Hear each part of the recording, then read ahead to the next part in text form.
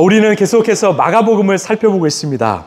예수님께서 이 공생애를 시작하신 지 얼마 되지 않아서 예수님은 이 당대 스타가 되셨어요. 우리가 마가복음 1장에서 살펴본 것처럼 이 사람들이 예수님의 말씀을 들었을 때 지금까지 경험하지 못한 그 생명의 힘을 느꼈습니다. 왜요? 바로 그 말씀 안에 사랑이 있었기 때문이죠. 또 예수님이 말씀을 전하시고 기도하면 귀신들이 떠나갔습니다. 많은 병자들이 고침을 받았고요. 심지어 불치병이라 불렸던 나병 환자도 고침을 받았습니다. 그렇기 때문에 많은 사람들의 관심은 바로 예수님이 어디에 가시는가 이 동선에 있었습니다. 이 잠시 가버나움을 떠났던 예수님께서 1절을 보니까 다시 돌아오셨어요. 그리고 한 집에 머무셨는데 이 집이 베드로의 집인가 예수님의 집인가 이 의견이 분분하지만 대다수의 성서학자들은 예수님의 집이라고 합니다. 자, 누군가 예수님이 가버나움에 오신 모습을 보았습니다. 그 소문이요, 동네 삽시간에 흩어졌어요. 여러분, 당시엔 뭐 인스타그램 있습니까? 페이스북 있습니까? SNS가 있습니까? 그냥 예수님을 본 사람이요, 마을을 뛰어다니면서 예수님이 오신 소식을 전했던 거죠. 저는 이 장면을 한번 상상해 보았습니다. 여러분들이 늘 놀라시지만 저는요, 이 시골 출신입니다. 오늘도 놀라셨죠? 아닌가요? 이 정읍 시골에서 살았는데 그때 동춘 서커스단 아세요? 좀 아시죠? 부인할 수 없죠? 동춘 서커스단이 오면요, 이 동네가 뒤집어졌습니다. 왜? 너무나 좋았거든요. 사람들이요, 알아서 소문을 퍼뜨려. 야, 몇 날 며칠에 동춘 서커스단이 온단다. 함께 보러 가자. 왜요? 그 서커스단만큼 그 당시에 동네에 즐거움이 없었거든요. 광고를 하지 않아도요, 매해마다 이 만석이 될 만큼 이 서커스단은 참 인기가 좋았습니다. 마치 그런 상황이에요. 우리 한번 2절 읽어볼까요? 시작. 많은 사람이 모여들어서 마침내 문 앞에서조차도 들어설 자리가 없었다. 예수께서 그들에게 말씀을 전하셨다. 아멘. 얼마나 많은 사람들이 그 집에 모였는지 그 문을 닫을 수가 없었습니다. 그때 예수님은 뭐 하셨습니까? 기회이지요. 바로 하나님의 말씀을 전하셨습니다. 이게 예수님이 이 땅에 오신 목적이기 때문이죠. 그때요, 이 중풍병 환자도 그 자리에 왔다고 성경은 말합니다. 혼자 오지 않고요, 4명의 친구들과 함께 왔다고 이야기합니다. 여러분, 중풍병은 우리가 잘 아는 것처럼 이 뇌혈관에 문제가 생겨서 이 몸이 마비되는 질환입니다. 혼자서 몸을 움직일 수가 없었어요. 4명의 친구들과 함께 왔다는 말은 이 친구들이요, 이 중풍병 환자를 들것에 메고 왔다라는 의미이지요. 예수님의 집 앞까지 왔습니다. 그런데 사람들이 너무나 많아서 들어갈 수 없는 것입니다. 여기에서 흥미로운 장면이 등장하는데요, 우리 4절입니다. 자, 시작. 무리 때문에 예수께로 데리고 갈 수 없어서 예수가 계신 곳 위에 지붕을 걷어내고 구멍을 뚫어서 중풍병 환자가 누워있는 자리를 달아 내렸다. 아멘. 한번 상상해 볼까요? 이 지붕을 걷어내고 구멍을 뚫어서 그 환자를 아래로 내려 보냈다라는 거죠. 여러분, 당시 가옥은요, 돌로 만들어졌어요. 근데 어떻게 이 지붕을 걷어내고 구멍을 뚫을 수 있는가? 제가 조사해 봤더니 당시의 집의 바닥과 벽은요, 돌로 만들었지만 지붕은요, 이 나무로 만들었습니다. 큰 나무를 대고 종려나무 가지와 또 갈대를 엮은 것을 지붕으로 만들었다라는 거죠. 그 위에 흙을 덮었습니다. 왜냐? 중동은요, 비가 많이 오는 지역이 아니기 때문이죠. 대표적인 건기이기 때문입니다. 그래서 이 4명의 친구들은요, 지붕의 흙을 걷어내고 또한 이 지붕에 구멍을 뚫어서 이 중풍병 환자를 줄에 달아 내린 것입니다. 제가 여러분에게 질문 하나 할까요? 이 상황에서 가장 당황한 사람은 누구였을까요? 이 상황에서 누가 가장 많이 당황했을까요? 그 집에 모인 사람이었을까요? 아니겠죠. 바로 집주인인 예수님이겠죠. 만약 우리였으면 어떻게 했을까요? 아니, 뭐 이건 신종 층간소음도 아니고 이 구멍을 뚫어서 이 집에 사람을 내리는가? 야, 우리였으면 야, 수리 비용이 많이 나오니까 이 계좌로 입금해라. 뭐 우리은행 땡땡땡땡땡 뭐 하지 않았을까요? 그런데 우리 예수님은 달랐습니다. 그때 예수님은 무엇을 보셨을까요? 우리 5절입니다. 시작. 예수께서는 그들의 믿음을 보시고 중풍병 환자에게 이 사람아 내 죄가 용서받았다고 말씀하셨다. 아멘. 우리 예수님이요, 그 상황을 보지 않으셨어요. 구멍난 지붕도 보지 않으시고 그들의 믿음 중심을 보셨습니다. 이게 바로 우리 예수님과 우리 인간의 차이예요. 우리는 현상을 보고요, 어떤 겉모습을 보지만 우리 예수님은 언제나 우리의 마음의 중심, 우리의 믿음을 보시는 분이심을 여러분 믿으시길 바랍니다. 그래서 우리의 껍데기가 아니라, 우리의 겉사람이 아니라 우리의 속사람, 우리의 중심, 믿음이 중요한 것이에요. 오늘 이 시간 우리가 마음을 다해서 우리의 믿음으로 주님께 예배하길 간절히 소망합니다. 이 믿음을 보시고 뭐라고 말씀하셨는가? 이 사람아 내 죄가 용서받았다. 여러분 좀 이상하지 않습니까? 왜 예수님께서는 그 중풍병 환자에게 네 병이 고침받았다 하지 않으시고 내 죄가 용서받았다라고 말씀하셨을까요? 이게 오늘 말씀의 핵심입니다. 왜 예수님께서는 고침받았다라고 하지 않으시고 내 죄가 용서받았다라고 하셨을까요? 자, 이 장면을 보고 있던 율법학자들, 이 바리새인들이 뭐라고 합니까? 우리 6절, 7절입니다. 시작. 율법학자 몇이 거기에 앉아 있다가 마음속으로 의아하게 생각하기를 이 사람이 어찌하여 이런 말을 한단 말이냐? 하나님을 모욕하는구나. 하나님 한 분밖에 누가 죄를 용서할 수 있는가 하였다. 아멘. 이 율법학자들이 마음속으로 의아하게 생각했어요. 이것은 어이가 없는 거죠. 아니, 자기가 뭔데 하나님만이 하실 수 있는 그 죄 용서를 선포하는가? 결국 이 환자는 어떻게 되었습니까? 자신 누워 있었던 그 돗자리를 들고 밖으로 나갔습니다. 여러분, 오늘 성경이 말하는 우리가 주목해야 될 사람은 누구일까요? 우리는 보통 이 중풍병 환자를 주목합니다. 아닙니다. 그럼 율법학자들일까요? 아니면 중풍병 환자를 들것에 메고 온 4명의 친구들일까요? 아닙니다. 우리가 오늘 주목할 분은요, 바로 예수님이에요. 도대체 예수님은 누구인가? 이 예수님이 누구시길래 하나님만이 하실 수 있는 그 죄 용서를 선포하시는가? 이게 오늘 말씀의 핵심입니다. 먼저 이 중풍병 환자가 고침받은 사건은요, 마태, 마가, 누가복음이 증언하고 있어요. 그만큼 중요하다라는 거죠. 이거 왜 중요할까요? 이 중풍병 환자가 고침을 받았기 때문에 중요할까요? 아닙니다. 사실요, 이 중풍병 환자가 고침받은 사건보다 더 대단한 사건은 많아요. 가령 이 죽었던 나사로가 살아난 사건은 아주 중요한 사건이죠. 예수님의 부활을 예표하는 사건이기 때문에. 그런데 요한복음에만 등장합니다. 반면에 오늘 중풍병 환자가 고침받은 사건은요, 이 새 복음서에 기록되어 있습니다.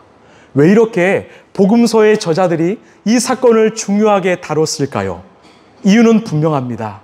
바로 예수님께서, 인간의 몸으로 오신 예수님께서, 철저하게 인간의 삶을 사신 예수님께서 사람들 앞에서 당신이 바로 죄를 용서할 수 있는 권세를 가진 하나님이란 사실을 가장 처음으로 공개한 사건이기 때문입니다.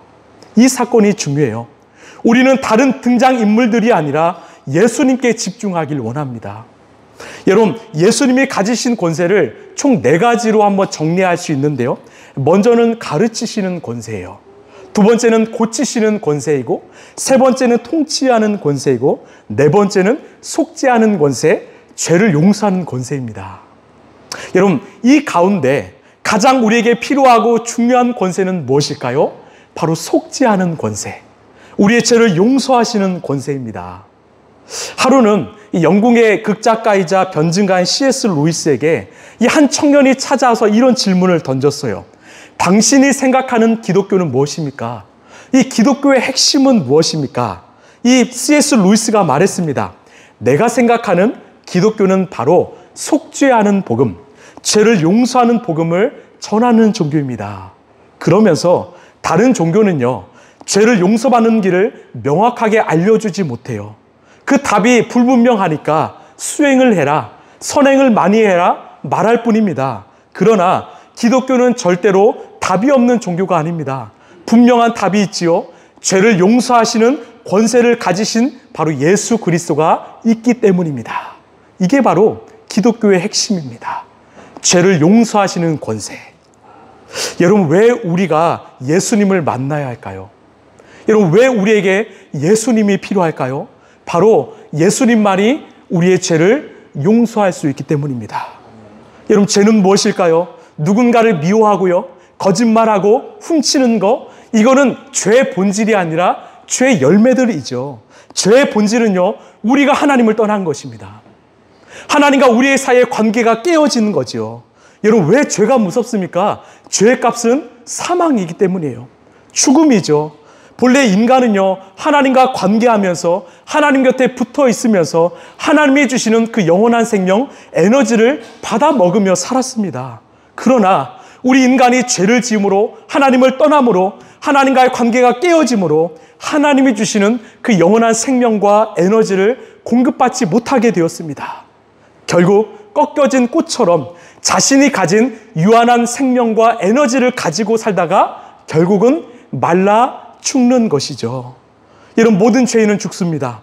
영원히 죽지만 이 땅에서도 죽음을 경험합니다. 그게 바로 때로는 절망이고 낙심이고 외로움이고 허무함 등이겠지요. 이 땅에서도 우리는요, 죽음을 경험할 수 있어요. 그런데 우리 예수님이 오셔서 어떻게 하셨습니까? 자신을 믿는 자에게는 죄를 용서하는 권세를 주셨습니다. 여러분, 믿으십니까? 예수님을 통해서 우리는 하나님과의 관계가 회복되었고 하나님이 주시는 그 영원한 생명 에너지를 다시 누리며 살 수 있게 된 것이죠. 그래서 예수님의 권세 중에 죄 용서의 권세가 가장 중요한 것입니다. 왜요? 이 권세는 바로 구원이고 생명이고 소망이기 때문이죠. 그래서요, 인간이 행하는 죄는요, 이웃에게 하는 죄이지만 본질적으로는 누구에게 행하는 죄예요? 바로 하나님께 행하는 죄입니다. 왜? 그분만이 우리를 용서하시는 권세를 가졌기 때문이죠. 자, 요셉이 자신을 유혹하는 이 보디발 장군의 아내에게 뭐라고 말했습니까? 우리 창세기 39장 9절입니다. 시작. 마님은 주인 어른의 부인이시기 때문에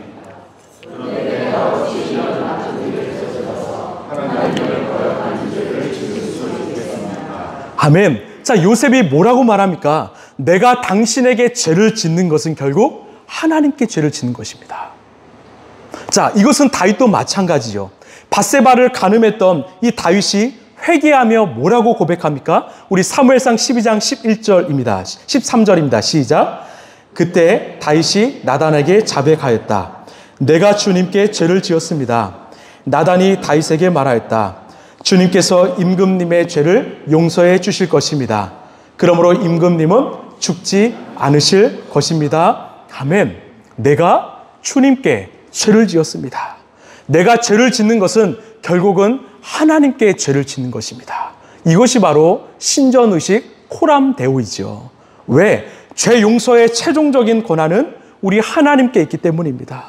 여러분, 우리가 사람에게 짓는 죄요, 결국은 하나님께 짓는 죄입니다. 왜?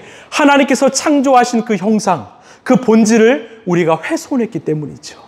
하나님의 거룩을 잃어버리고 하나님의 사랑과 은혜를 잃어버렸기 때문이죠. 바꿔 말해서 우리가 죄를 지으면 안 되는 이유는 바로 하나님께 죄를 짓기 때문입니다.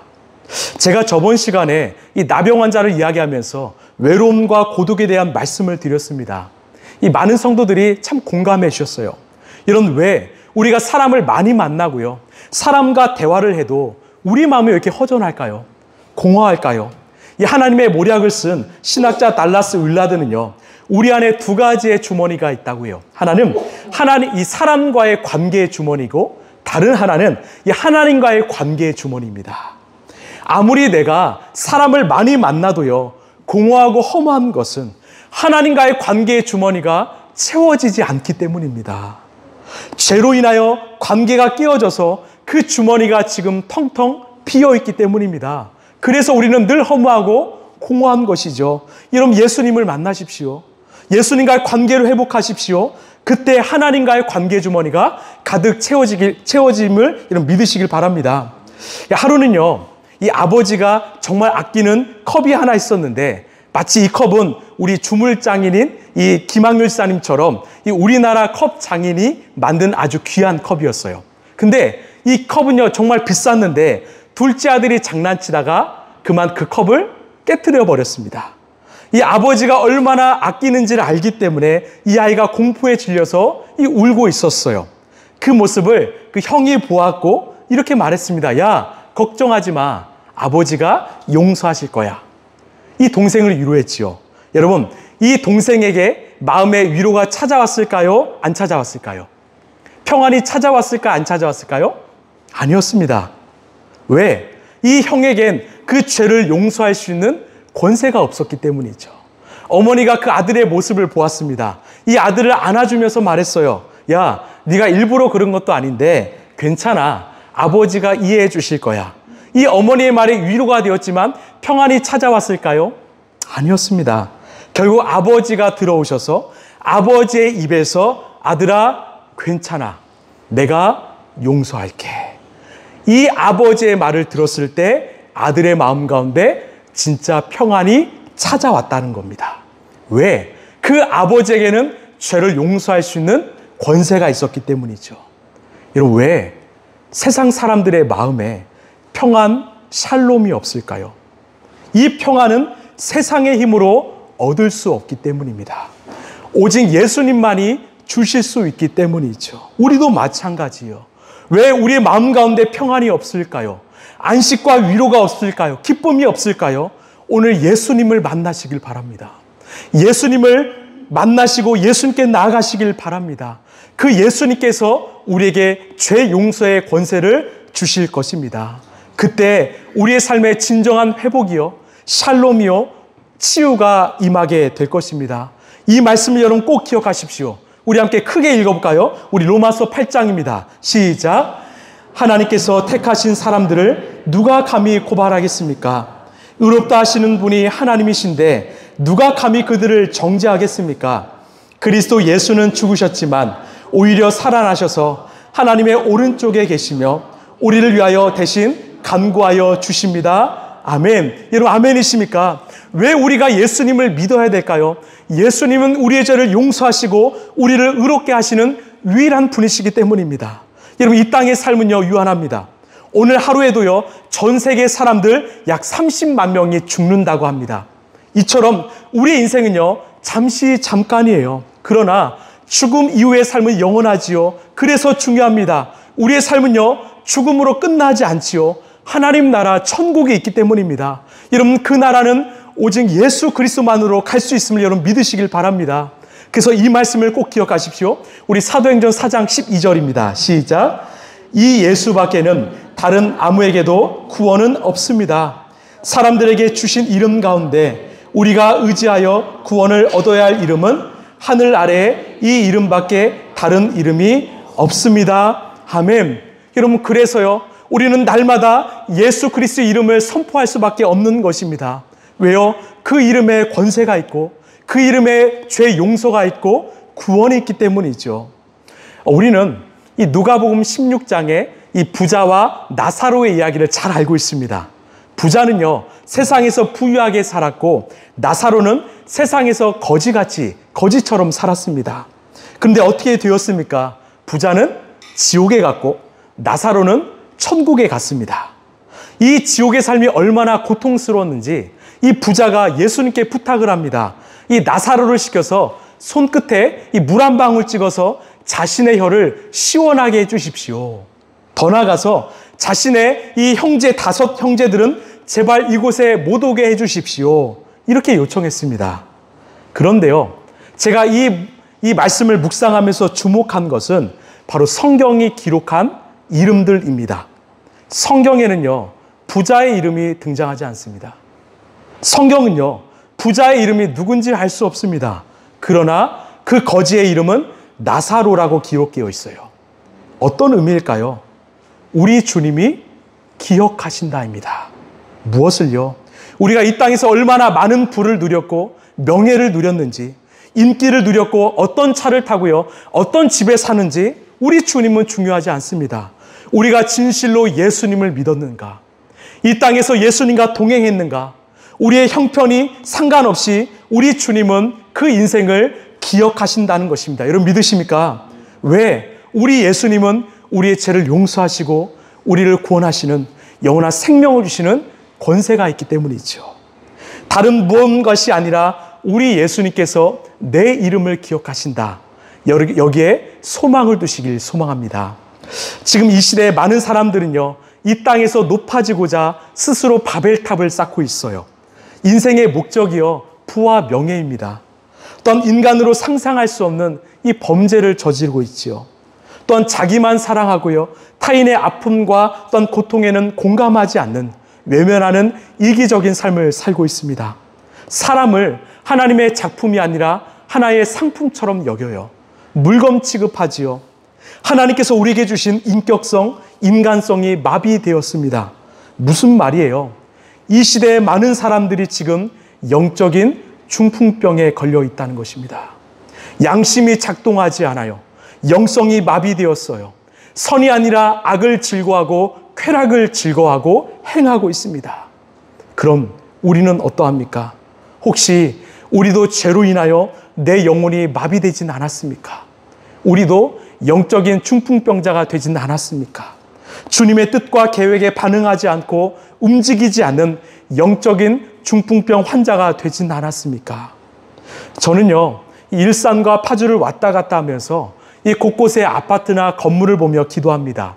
하나님, 이 지역에 수많은 영혼들이 있는데 아직 예수님을 잘 모릅니다. 자기 뜻대로, 자기 마음대로 살고 있습니다. 죄악에 빠져 살고 있습니다. 이 영혼들을, 이 땅을 불쌍히 여겨 주옵소서. 이들의 죄악을 용서하여 주옵소서. 여러분, 우리도 마찬가지고요. 이 시대의 모든 영혼들은요, 예수님을 만나야 합니다. 예수님을 믿어야 합니다. 예수님만이 주실 수 있는 그 죄 용서의 권세를 얻어야 합니다. 이것이 바로 오늘 주님이 우리에게 주신 말씀입니다. 더 나아가서 우리는요, 이 중풍병 환자를 들것에 메고 온 이 4명의 친구가 되어야 합니다. 우리 4절, 5절 말씀입니다. 시작. 무리 때문에 예수께로 데리고 갈 수 없어서 예수가 계신 곳 위에 지붕을 걷어내고 구멍을 뚫어서 중풍병 환자가 누워있는 자리를 달아내렸다. 예수께서는 그들의 믿음을 보시고 중풍병 환자에게 이 사람아, 내 죄가 용서받았다고 말씀하셨다. 아멘. 여러분, 예수님께서 죄 용서를 하셨는데 무엇을 보시고 하셨습니까? 그들의 믿음을 보시고, 복수이지요. 이것은 중풍병 환자만이 아니라 그 4명의 친구의 믿음도 보셨다라는 겁니다. 여러분, 우리 예수님께서 이들을 칭찬하신 이유는 그 4친구가 환자를 집 앞까지 데리고 왔다는 사실 때문이 아니지요. 사람들이 많으니까 그냥 집 앞에 두고 갈 수 있었습니다. 근데 왜 칭찬하셨습니까? 이 중풍병 환자가 예수님을 만나는 일까지, 즉 끝까지 책임졌기 때문입니다. 이들이 예수님 앞에 나아갈 수 있을 때까지 끝까지 책임졌기 때문이에요. 이들은요, 비난을 무릅쓰고 지붕을 뜯어냈습니다. 왜? 내 친구가 지금 예수님을 만나야 하기 때문입니다. 이들은 들것에 끈을 매달아서 내렸습니다. 왜? 내 친구가 예수님을 만나야 하니까요. 이들의 믿음의 행동을 보시고 주님께서는 고쳐주셨다라는 거죠. 여러분, 지금 저와 여러분에게 필요한 것은 무엇일까요? 바로 들것이 아닐까요? 예수님은 내 믿음으로 나 한 사람만이 구원받기를 원치 않으십니다. 내 믿음을 통해서 다른 사람들도 구원받기를 원하신다라는 것입니다. 여러분 믿으십니까? 그래서 우리는 날마다 들 것을 준비해야 합니다. 혼자 들 수 없기 때문에 함께 들어야 합니다. 둘이든 셋이든 넷이든 함께 들어야 합니다. 이것이 바로 우리 라이프처치의 사명이 아닐까 싶습니다. 그래서 우리의 가족이, 내 이웃이 예수님을 직접 만날 수 있도록 우리는 들 것을 들고 지붕을 뚫고 예수님 앞으로 데려가야 합니다. 예전에 이 스티븐 스필버그가 만들었던 이 쉰들러 리스트라는 영화를 보면서 참 감명을 받았습니다. 이 영화의 배경은 이 나치 홀로코스트죠. 이 나치가 만든 죽음의 소용소에 이 끌려가는 유대인들을 이 독일의 한 사업가인 쉰들러가 자신의 재산을 털어서 약 1200명을 살리는 그 실화를 영화로 만든 작품입니다. 저는 이 영화의 결말을 잊을 수가 없습니다. 쉰들러가 살린 유대인들이요, 자신의 생명을 살려준 쉰들러에게 이 감사의 표시를 하면서 반지를 하나 주었습니다. 그런데 이 반지에는요, 이 탈무드의 글귀가 써 있었습니다. 이 글귀입니다. 하나의 생명을 구하는 자는 세상을 구하는 것이다. 그 반지에 한 명의 생명을, 하나의 생명을 구하는 자는 바로 세상을 구하는 것이다.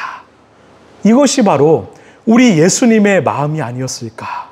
그런데 이 쉰들러가 이 반지를 받고 어떻게 합니까? 정말로 눈물을 흘립니다. 아니, 통곡을 해요. 이 눈물은 기쁨의 눈물이 아니었습니다. 더 살리지 못했다는 바로 속죄의 눈물이었습니다. 이렇게 말해요. 이 차를 팔았다면 10명을 살릴 수 있었을 텐데, 내 코트를 팔았다면 3명을, 이 금배지를 팔았다면 2명을 더 살릴 수 있었을 텐데, 그 눈물은 영혼을 향한 속죄의 눈물이었습니다. 여러분, 우리는 어떠합니까? 우리가 예수님을 믿음으로 우리에게는 죄를 용서받는 권세가 임했습니다.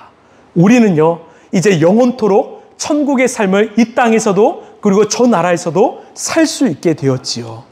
이제 우리가 할 일은요, 이 시대의 쉰들러가 되는 것입니다. 4명의 친구가 되어주는 것입니다. 그 잃어버린 한 영혼을 들것에 메고 우리가 주님 앞에 나가면 우리의 믿음을 보시고 우리 주님께서는 그 영혼을 사하여 주신다고 말씀하실 것입니다. 말씀을 마무리하겠습니다. 여러분, 우리가 믿는 예수님은 누구십니까? 바로 이 세상을 창조하시고 다스리시는 하나님이시죠. 이 예수님의 권세로 우리는 죄사함을 받았습니다. 최고의 선물인 바로 영원한 생명을 받았습니다. 여러분, 믿으십니까? 그것은 어떤 것도 바꿀 수 없는 최고의 선물이지요. 오늘 이 시간 그 감격, 그 감사를 회복하길 원해요. 그런데 이 땅의 영적인 중풍병으로 인해서 영혼이 마비되고 하나님 앞에 나가지 않은 수많은 영혼들이 있습니다. 우리 안에 그 한 영혼을 향한 그 마음이 회복되길 원합니다. 그 영혼을 위해서 기도하고 그 영혼을 위해서 함께 들것을 메고 예수님 앞으로 나아가는 저와 여러분 되길 소망합니다. 우리의 믿음을 행함으로 이 시대의 많은 영혼들을 주님께 인도하는, 살리는 우리 라이프처치가 되길 간절히 소망합니다.